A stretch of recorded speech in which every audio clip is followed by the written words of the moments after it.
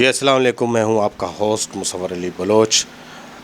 ناظرین، جیسا کہ آپ جانتے ہیں ہم کراچی میں ہمیشہ جو ہے وہ ان شخصیات کو آپ کے سامنے لے کے آتے ہیں کہ جو کراچی میں رہ رہے ہیں، جو فرزند کراچی یا دختر کراچی کہلانے کے حقدار ہیں، اور کراچی کی کسی نہ کسی ذریعے سے، کسی نہ کسی حوالے سے وہ خدمت کر رہے ہیں۔ تو آج کی جو ہماری مہمان ہیں وہ بھی جو ہے ان کا شمار بھی انہی شخصیات میں ہوتا ہے۔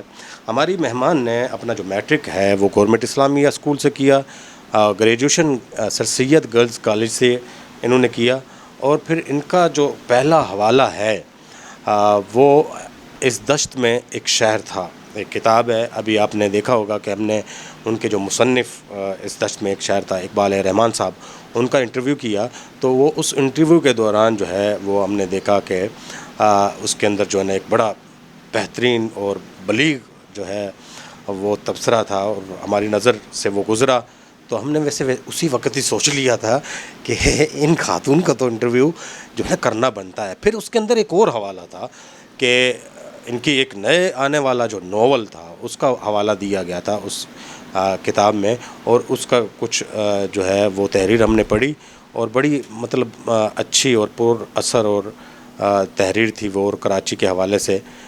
تو پھر یہ ان کا پہلا، اور پھر ہم نے جب جاننے کی کوشش کی کہ محترمہ گل بانو صاحبہ مطلب یہ کون ہیں، ان کا مطلب اور ان کی کیا جو ہے ایسی تخلیقات ہیں، تو پتہ چلا کہ یہ پوری کتاب جو تھی اس کی نوک پلک درست کرنے والی بھی گل بانو صاحبہ ہی تھی۔ یعنی اس دشت میں ایک شعر تھا، 800 صفحات کی کتاب ہے، 800 صفحات کی کتاب، اس کی نوک پلک بھی انہوں نے درست کی اور ایڈیٹنگ کی اس کی۔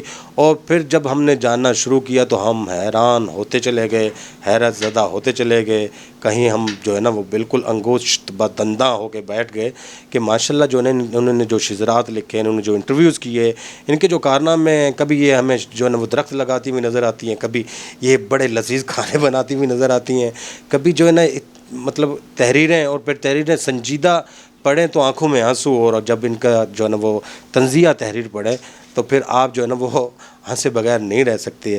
تو آج کے ہمارے جو مہمان ہیں آج کی، وہ ہیں محترمہ گل بانو صاحبہ۔ السلام علیکم۔ وعلیکم السلام۔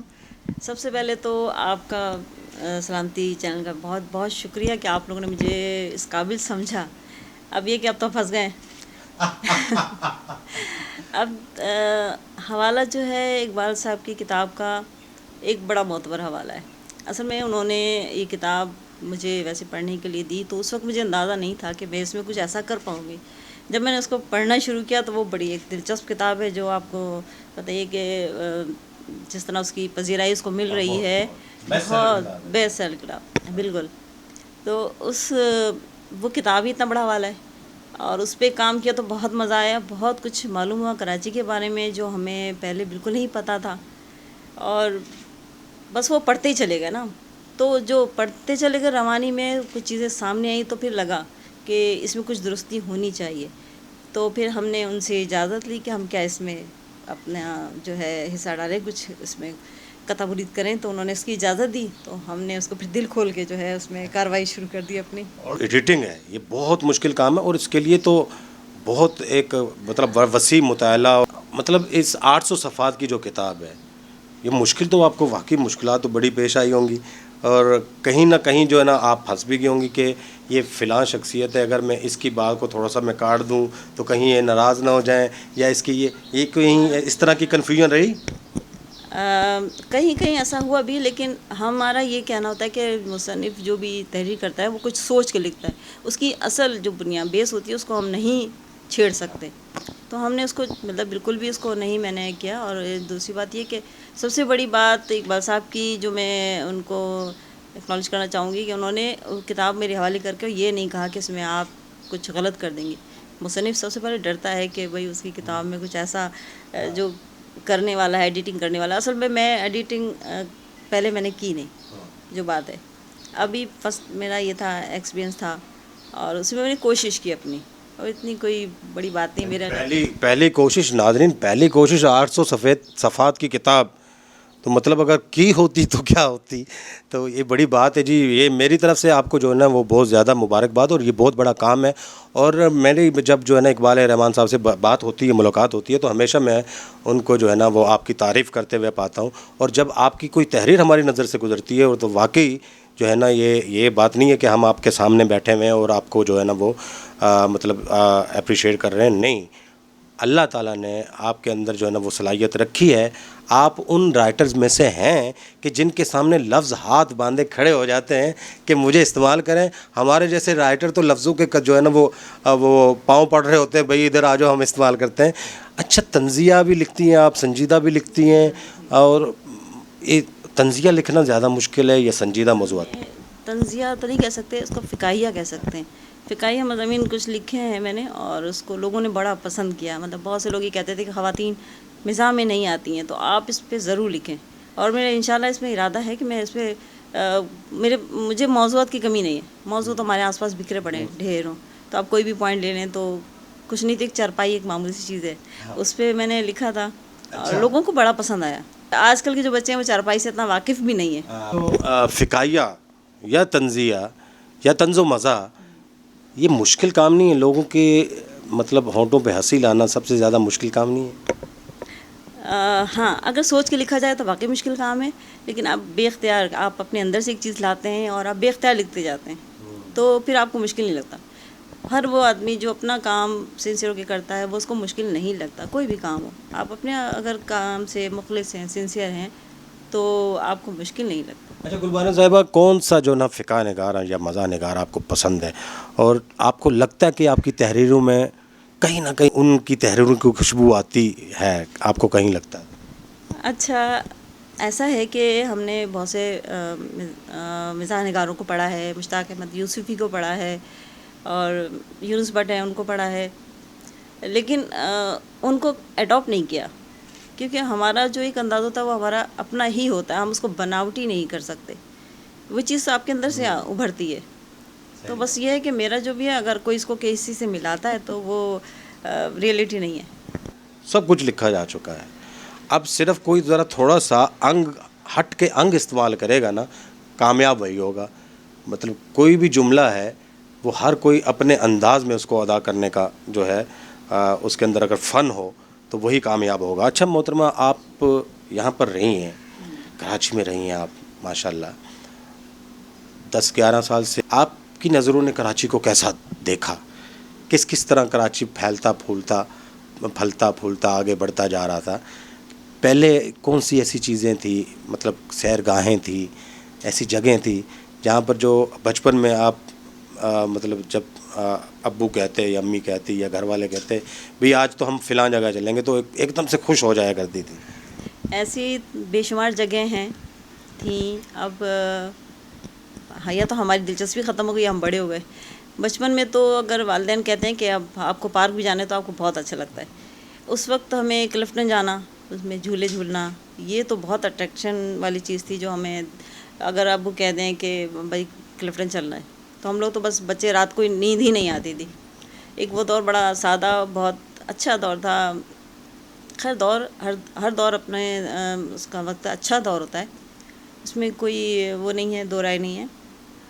لیکن پتہ نہیں کیوں ہر ایک اپنا بچپن, کیونکہ بچپن معصومیت لیے ہوئے ہوتا ہے, تو بچپن کی ہر چیز جو ہے وہ اچھی لگتی ہے. طاقت ہوتی ہے اس کی یاد. اور اس بچپن میں دیکھیں نا, ایک ٹافی بھی آپ لیتے ہیں 4 آنے کی اس زمان میں لیتے تھے, تو وہ بھی بڑی اچھی لگتی تھی. بچپن واقعی جو نا, میرے ایک مرتبہ بڑے بھائی نے کہا کہ تم میٹرک کر جاؤ گے نا میں تمہیں بائک لے کے دوں گا. میں نے میٹرک بھی کر لیا, انٹر بھی کر لیا, لیکن بائک میرے ذہن میں تھی کہ ابھی لے کے دیتے ہیں. وہ بھول گئے, مجھے یاد رہا. ایسا ہی ہوتا ہے کہ والدین جو ہے بچوں کو ایک لالچ دیتے اس اسٹیج سے نکال لاتے ہیں. اچھا محترمہ, کراچی کا جو ادبی منظرنامہ ابھی اگر آپ کو کہیں کہ کیا ادبی منظرنامہ آپ دیکھتی ہیں, تو مطلب کیا اس سوال کا کیا جواب ہو؟ ادبی منظرنامہ یوں دیکھیں, جو پرانے ادیب ہیں جو لکھ چکے ہیں کتابیں, اپنا ایک نام بنا چکے ہیں, اب وہ ایک ٹھہرے ہوئے اسپیس میں سکون میں ہیں. مطلب وہ کچھ کام نہیں کر رہے. فیس بک پہ میں ان کو دیکھتی ہوں, اکثر وہ اپنے کمنٹس شو کر رہے ہوتے ہیں. ان کا کام کیونکہ ان کا ایک نام بن چکا ہے, تو ان کو ابھی کسی قسم کی فکر نہیں ہے. جیسے اب ہم جیسے نئے لوگ ہیں جو اب ادیب جو ہے مراحل میں ہیں، وہ ان کو بڑی جدوجہد کرنی پڑ رہی ہے، کیونکہ ان کا ذہن جو ہے بہت ڈائیورٹ ہوا ہے. فیس بک بھی دیکھنا ہے، دیگر چیزیں بھی ہیں، نفسا نفسی کا دور ہے، بھاگا دوڑی کا دور ہے، یکسوئی نہیں ہے. سب سے بڑی بات یکسوئی نہیں ہے. انہوں نے جو کام کیے پرانے ادیبوں نے، تو وہ بڑے یکسو ہو کے اور بہت اچھے کام کر لیے. اب ایسا ہوتا مشکل نظر آتا ہے. تو میں یہ کہتی ہوں کہ اب جو لکھا جائے گا وہ شاید طویل اسٹوریز نہیں پڑھی جائیں گی، اب مختصر لکھنا پڑے گا. یہ بڑا ویسے یہ بڑی اہم بات آپ نے کہی، بڑی اور اچھا پوائنٹ اٹھایا آپ نے کہ پہلا جو ادیب تھا اس کے پاس بڑا وقت تھا، زیادہ سے زیادہ وہ ٹی وی دیکھ لیتا یا جو ہے نا وہ بس ٹی وی کے علاوہ کوئی انٹرٹینمنٹ نہیں تھی، یا کبھی سینما چلا گیا. اب جو ہے وہ لوگ سوشل میڈیا ہے اور بہت سارے جو ہے نا وہ ایسے دیگر ذرائع ہیں. اب اگر کوئی لکھتا ہے تو اس کو بڑی جد و جہد کرنی پڑتی ہے، اس لیے مطلب وہ تحریریں سمٹ رہی ہیں، چھوٹی چھوٹی ہو رہی ہیں. جتنا چھوٹا لکھے گا، جتنا پر اثر لکھے گا، وہ اپنا مقام یہاں پر بنا سکے گا. تو آج کل تو کتابیں کی طرف رجحان بھی ختم ہوتا جا رہا ہے، لوگوں نے پیج بنا دیے ہیں، اب وہ بلاگز لکھنے شروع کر دیے ہیں اور سارا کچھ. اب لوگ جو ہے مائکرو فکشن کی طرف آ گئے، ہر چیز مائکرو ہوتی جا رہی ہے. جیسے چپ میں سمٹ کر ہر چیز مختصر سی ہو کر اپنی افادیت کو بڑھا رہی ہے. اس سے نہیں کہ افادیت کم نہیں ہو رہی. اب لوگ چلتے پھرتے موبائل میں دیکھتے ہیں، تھوڑی سی دیر ان کو وقت چاہیے ہوتا ہے، اس میں وہ کھڑے کھڑے. اب ادیب کا جو ذمہ داری ادیب کی بڑھ گئی ہے، کیونکہ وہ اس کو مختصر چیز میں بہت زیادہ پاورفل چیز لکھنی ہے کہ وہ اپنا جو ہے سارا نقطہ نظر بیان کر سکے تھوڑی سی الفاظ میں. کر سکے وہ. اچھا میڈم، ڈرامہ بھی ادب کی ایک جو ہے نا وہ صنف ہے، تو کیا مطلب آپ کیسے ڈفرینشیٹ کرتی ہیں آج کے ڈرامے کو ماضی کے ڈرامے سے؟ تو اس کو ذرا تھوڑا سا ہمارے ناظرین کے لیے بتائیں، کیونکہ آپ کو میں نے پڑھا جی، آپ ان کے ذرا فیس بک پہ جا کے دیکھیں تو آپ حیران ہوں گے کہ ان کی شخصیت جو ہے اس کے اندر کوسے خزاں کے رنگ ہیں، اور ہر رنگ جو ہے وہ ایک اپنی خوبصورتی لیے ہوئے ہے. جی ڈرامہ. بہت شکریہ. ڈرامہ پہلے جو ڈرامہ بن رہا تھا وہ کیوں اتنا پاورفل تھا، اس پہ ہمیں غور کرنے کی ضرورت ہے. پہلے ڈرامہ ادیب لکھ رہے تھے. ادیب جو چیز لکھتا ہے، دیکھیں اس میں ایک کوالٹی ہوتی ہے اس کے جملوں میں. اب 2 اداکار ہیں، اس پہ انہوں نے پورا ڈرامہ لکھ دیا، اور ہم بیٹھ کے آج بھی وہ ڈرامہ دیکھتے ہیں تو بڑا اچھا لگتا ہے. جب تک کہ بس وہ دیکھیں اور سنتے رہیں، دیکھنے سے زیادہ سنتے رہیں. ایک کمال کی چیز ہوتی ہے، کانوں کو بھی ایک بڑا اچھا لگ رہا ہوتا ہے. دھیما پن، جملوں کی ساخت. اب کیا ہے کہ بہت سارے کردار ہیں، لیکن اس کے اندر وہ جلد بازی ہے. مطلب ان کو سمیٹنے کی جلدی ہے کہ اس میں بہت سارے کردار ہوں، ہیروئن ہیرو ہوں، کردار بہت سارے ہیں، کہانی بہت طویل کر دی گئی ہے جس سے لوگ الجھ بھی رہے ہیں. اور دوسری بات ادبی چاشنی نہیں ہے. جو بات ہے جملوں میں ادبی چاشنی نہیں. بالکل. یہ آپ نے ویسے پروفیشنلزم تو ہے، پروفیشنلزم تو آ گیا اس میں، لیکن کوالٹی کم ہو گئی ہے، کوالٹی برقرار نہیں رہی ہے. اس کے اندر یہ ہے نا کہ بھی دیکھو جس کا کام اسی کو ساجے. پہلے ڈرامہ ادیب لکھتا تھا، اب رائٹر نہیں ہے. اصل میں ڈرامہ لکھنے والا جو ہے رائٹر نہیں ہے. بالکل. یہ آپ نے بڑی اچھی اور بڑی خوبصورت بات ہے کہ اچھا پہلے تو ایسے بھی ہوتا تھا میڈم کہ پورا ڈرامہ جو ہے وہ کسی اور نے لکھ دیا، اس کا پلاٹ وغیرہ کہانی، اور مکالمے کوئی اور لکھ رہا ہے. کوئی اور لکھ رہا ہے. بالکل. وہ مکالمے ہی تو اصل میں پورا سر ہوتے تھے. اب مکالموں کی تاثیر کی وجہ سے ہی ڈرامہ کامیاب رہتا تھا. تو ابھی تو ایک ہی بندہ ہے، وہ سارے مکالمے بھی لکھ رہا ہے اور ڈرامہ بھی لکھ رہا ہے. بس پھر یہ تو ہونا ہے. اور پھر جو ہے نا، اور ایک اور وجہ بھی میرے خیال میں ہو سکتی ہے کہ ایسی چیزیں جو آپ کو اپنے کلچر میں نظر آئیں وہ آپ کو زیادہ اٹریکٹ کرتی ہیں. جو آپ کا کلچر ہی نہیں ہے، ٹھیک ہے، تو آپ دیکھتے ہیں کہ وہ آپ کے کلچر میں کہیں آپ کو کہیں دکھتی نہیں ہیں وہ چیزیں، تو آپ کو اجنبیت محسوس ہوتی ہے اس ڈرامے. بالکل. اصل میں ڈرامے کی ایک ناکامی کی وجہ یہ بھی ہے کہ آپ جو دوسرے کلچر ایڈاپٹ کر رہے ہیں، جو کہ بیسک جو غلطی ہے آپ کی وہ یہی ہے. آپ اگر دوسرے کی دیکھا دیکھی نکالی میں دیکھیں، کبھی بھی وہ بات نہیں آئے گی. نکالی تو پھر نکالی ہے. تو انڈیا کا وہ اثر آپ دیکھ رہی ہیں ہمارا. جی بالکل. اور میں نے تو کافی عرصہ ہو گیا ڈرامے دیکھنا چھوڑ دیے. تو ارطغرل غازی کی جو ہے نا وہ جو کامیاب ہو رہا ہے اتنا زیادہ، تو اس کی وجہ آپ کیا سمجھتی ہیں؟ اس کی وجہ دیکھیں، ایک تو اس کا حقیقی پس منظر، ٹھیک ہے، اور اس کے بعد وہی بات ہے کہ ادبی اس کے مکالمے جو ہیں وہ ادب کی چاشنی لیے ہوئے ہیں.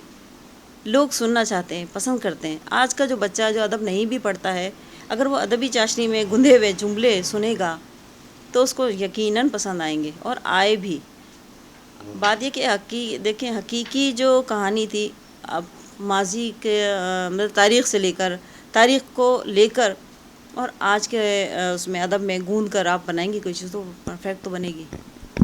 جملے ذرا دیکھیے جی، آج کے وہ تاریخ کو لے کر اور آج کے ماحول میں گوند کر، ارے واہ کیا بات ہے، کمال ہے جی. اسی کمال کے ساتھ جو ہے میں بھی ایک کمال کرنے جا رہا ہوں. میرا پروڈیوسر کہہ رہا ہے بریک لے لیں، بریک کے بعد آتے ہیں. کہیں نہ جائیے گا، بڑا دلچسپ انٹرویو ہونے والا ہے یہ.